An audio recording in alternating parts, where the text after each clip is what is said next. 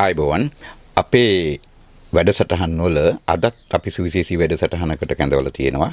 ඒ හැමදාම අපිත් සමග එකතු වෙන අශෝක රණසිංහ මහත්මයා. ආයුබෝවන් අශෝක මහත්තයෝ. ආයුබෝවන්.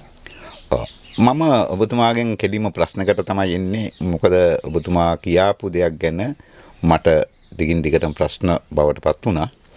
ඔබතුමා කිව්වා ගිය වර වැඩසටහනේදී ඔබතුමා තමයි දියසෙන් කුමාරයා කියලා. නමුත් ඕක ඔබතුමා පිළිගත්තට මට ඒ වෙලාවේ පිළිගන්න තරම් හේතු සාධක ලැබුණේ නැහැ. ඒ නිසා මොකද ඒට හේතුව අපි දන්නවා මේ රටේ ලංකාවේ අවසාන කාලේ වැඩ සිටි රහතන් වහන්සේලා අතරින් කරුණුලෙන වැඩ සිටි රහතන් වහන්සේ චිත්තගුප්ත මහරහතන් වහන්සේ. උන්වහන්සේ ලංකාවේ අනාගතය පිළිබඳව ඕලා භාෂාවෙන් ඕලා පත්වල මගධ භාෂාවෙන් ලියලා තිබෙනවා ලංකාවේ අනාගතය. ඒක තොටගමුවේ ශ්‍රී රාහුල හිමිපාණන් වහන්සේ සිංහල බසට හෙළ බසට පරිවර්තනය කළා තිබුණා. ඒ පුස්කොළවල තියෙනවා එකඩ රට දෙකඩ වූ පසු දෙකඩ රට එකඩ කරන්නටයි මේ දියසෙන් කුමාරයෝ උපදින්නේ කියලා. දැන් එහෙමනම් යුද්ධයකුත් නැති යුද්ධෙත් ඉවර වුණු මේ මොහොතේ එකඩ වෙලා තිබුණු රටක් එකඩ රටක් දෙකඩ වෙලා තිබුණු මොහොතක එය එකතු කරපු අවසන් කළා තියෙන මොහොතක දැන් නැවතත් දෙකඩ රටක් කෝ එකඩ රටක් දෙකඩ ගුණේ කොහේද? ඔබ කොහොමද එවැනි තනතුරකට පැමිණෙන්නේ? ඔව් දැන් මේ මිහිඳු මහරහතන් වහන්සේ ශ්‍රී ලංකාවට වැඩියට පස්සුව බුද්ධාගම වැළඳගත්තනේ ජනතාව සීලම ජනතාව ඒ දේවානම්පියතිස්ස රජුරොත් බුද්ධාගම වැළඳගත්තා. ඒ නිසා මුළු මහත් ජනතාවම බුද්ධාගම වැළඳගෙන දිගටම බුද්ධාගම තමයි අනුගමනය කරේ. ඒ අනුගමනය කරන කාලයේ අතරතුරේදී ඊට පස්සේ මේ මෑතක කියන්නේ අවුරුදු නූතන විද්‍යාව එනකොට අවුරුදු 500ක් විතර ඇති මම හිතන්නේ නේද? ඔව්. පන්තියකට වැඩි හෝ අඩු හෝ කොහමද නූතන විද්‍යාව කියලා විද්‍යාවක් ආවිල්ලා තියෙනවනේ දැන්. ඔව්. ඒකට නූතන විද්‍යාව කියලා මේක දාගෙන තියෙන එක නූතන විද්‍යාව විද්‍යානුකූල නැහැ. මම මේක දිගටම මං විශ්වවිද්‍යාලයේ කතිකාචාර්යවරුන්ට දේශන පවත්වන කාලෙදිත් එදා ඉඳන්ම කියන දෙයක්. නූතන විද්‍යාව විද්‍යානුකූල නැහැ කියලා. ඒ කියන්නේ පරීක්ෂණ නිරීක්ෂණ නිගමනය මත විද්‍යාව අවබෝධ කරගන්න බෑ.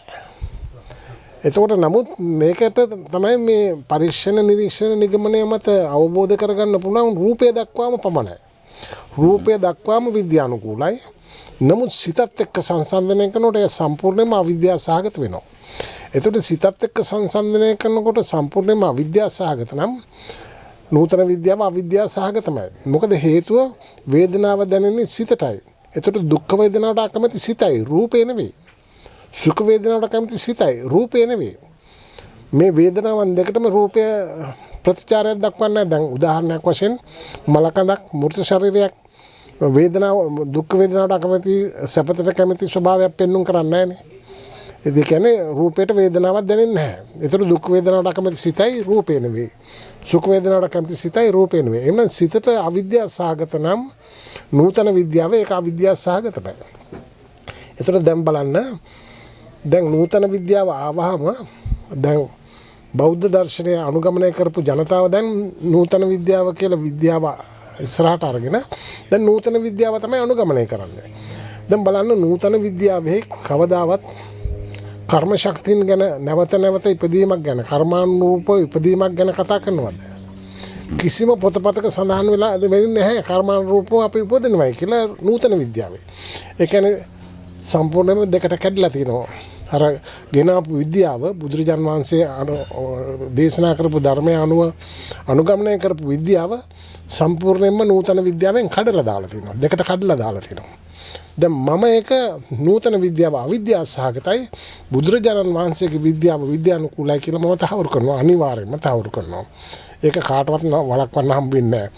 සතර දිශාවෙන් නෙවෙයි අට දිශාවෙන් නෙවෙයි වලල්ලක් වගේ ආවත් මම නූතන විද්‍යාව අවිද්‍යාව සහගතයි කියලා ඔප්පු කරනවා. එතකොට නැවතත් ඒක එකද රටක් බවට පත් වෙනව නේද?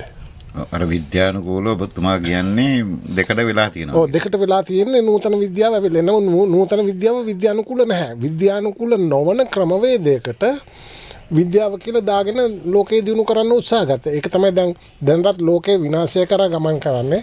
ලෝකේ සමතුලිතතාවයේ බිඳිලා ලෝකේ විනාශය කරා ගමන් කරන්නේ හේතු කොටගෙන. ඉතින් ඒක මම නූතන විද්‍යාව අවිද්‍යාව සහගතයි කියලා ඔප්පු කළා. මම ලෝකේ සමතුලිතතාවයේ බිඳීමට හේතු සාධක උතන හේතු එතනින් තහවුරු වෙනවා. ඒක අවිද්‍යාව සහගතයි කියලා. ඒ නිසා මම සමතුලිතතාවයේ බිඳීමට හේතු සාධක උතන හේතුව පෙන්වලා දීලා නැවත මේ ජීව ලෝකයේ යථා තත්ත්වයට පමුණවා දීමේ වගකීම සම්පූර්ණයෙන් මම බාර ගන්නවා. ඒක අනිවාර්යයෙන්ම මම කළා දෙනවා. මොකද හේතුව මම ඒකට අවශ්‍ය කරන උපදෙස් මම දෙනවා. ඒ ආකාරයට අනුගමනය කරනකොට ලෝකේ නිකම්ම සමතුලිතතාවයට පත් වෙනවා. බොහොම ස්තුතියි ඔබතුමාගේ ඒ පිළිතුරට. මගේ ප්‍රශ්නෙට ඔබ පිළිතුරු ලබා දුන්න එක ගැන. නමුත් මම ඔබතුමාගෙන් ගිය පාරත් කිව්වා මේ බොහෝ අය අහනවා ඔබ විශ්වවිද්‍යාල ගුරුවරුන්ට ආචාර්යවරුන්ට මහාචාර්යවරුන්ට කරන ලද දේශන වලින් වගේම මෙහි දේශන වැඩසටහනක් කරගෙන යනවා. ඒ දේශන වැඩසටහන කොහොමද කරන්නේ? කවදද පටන් ගන්නෙ? කොහොමද කරන්නේ කියන එක පොඩ්ඩක් අපි බලාපොරොත්තුවක් දෙමු. ඔබතුමා කොහොමද? ඔබතුමාගේ බලාපොරොත්තුව කොහොමද? මම ඒක ඕන වෙලාවක නැස්ති මම ඒක දෙන්න ජනතාවට. හොඳයි බොහොම ස්තුතියි.